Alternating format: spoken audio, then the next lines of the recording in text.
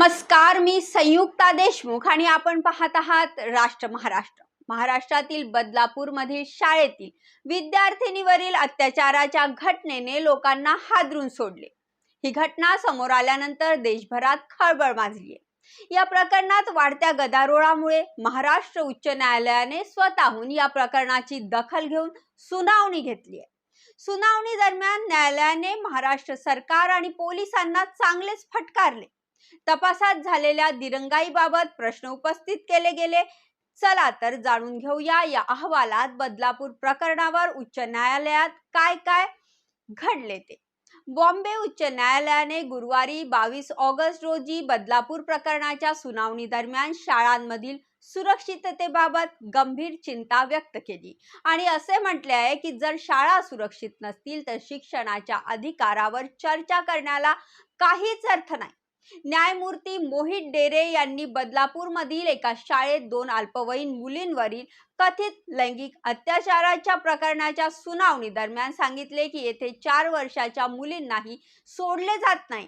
ही परिस्थिती अत्यंत धक्कादायक आहे।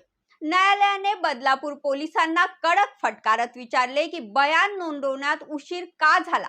न्यायाधीशांच्या प्रश्नावर राज्य सरकारचे वकील काय म्हणाले ते पहा। राज्य सरकारच्या वतीने उपस्थित असलेल्या महाधिवक्ता वीरेंद्र शराफ यांनी न्यायालयात आश्वासन दिले की मुलांच्या सुरक्षिततेसाठी सर्व आवश्यक उपाययोजना केल्या जातील आणि या प्रकरणाच्या जलद तपासणीसाठी SITची स्थापना करण्यात आली आहे।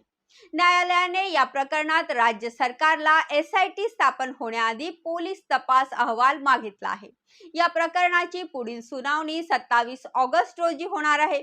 उच्च न्यायालयाने या प्रकरणात सुनावणी करताना सांगितले की ही घटना 13 ऑगस्टची आहे आणि या प्रकरणात FIR 16 ऑगस्टला नोंदवण्यात आला आहे।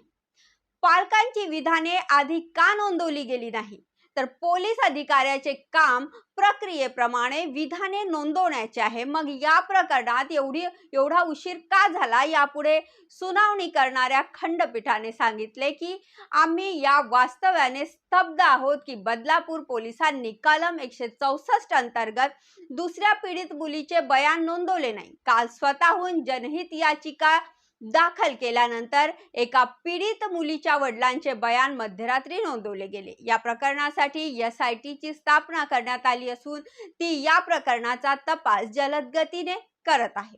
तसेच सरकारतर्फे पीडित कुटुंबाला सर्वतोपरी मदत केली जात आहे। शाळेत प्रशासनाची नियुक्ती करण्यात आली असून शाळा अधिकाऱ्यांवर कारवाई करण्यात आलेली आहे। आजच्यासाठी एवढेच। परत भेटू एका नव्या विषयासोबत। तोपर्यंत पाहत रहा राष्ट्र महाराष्ट्र। आमचे चॅनलला लाईक करा, सबस्क्राईब करा आणि व्हिडिओ आवडला असेल तर जास्तीत जास्त शेअर करा। धन्यवाद।